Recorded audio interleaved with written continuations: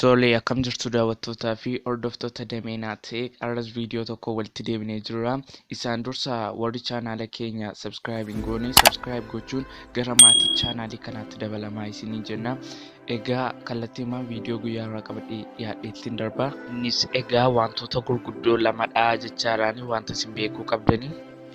Isaan keessaa egaa jalqaba irratti isa tokkoffaa aayilaa egaa tuqtuqaa sadii sagalirraatti buutu sanaan booda kunoo seetingii isa jedhutti buutu jechaadhaani. Booda ammoo akkuma xiyyaan isinitti agarsiisaa jiru kana answer and ending calls kan jedhu kanatti buutu answer and ending calls irratti answer automatically kana jechuun egaa yeroo earphone faa silkii keessanitti bluetooth connectii gootanii yeroo dhaggeeffachaa jirtan kanatti yoo isin namarraa kaasuu isin cannaqamtanii kiisii keessa yoo jiraate haala salphaa ta'e kanaanii answer automatically keessan oonii godhatanii kunoo daqiiqaa barbaaddantu jira sekeendota jiran kana keessa after 2 second kan barbaaddan irra kaatanii amma ture irraa kan kaasuu danda'udha jechaadhaani.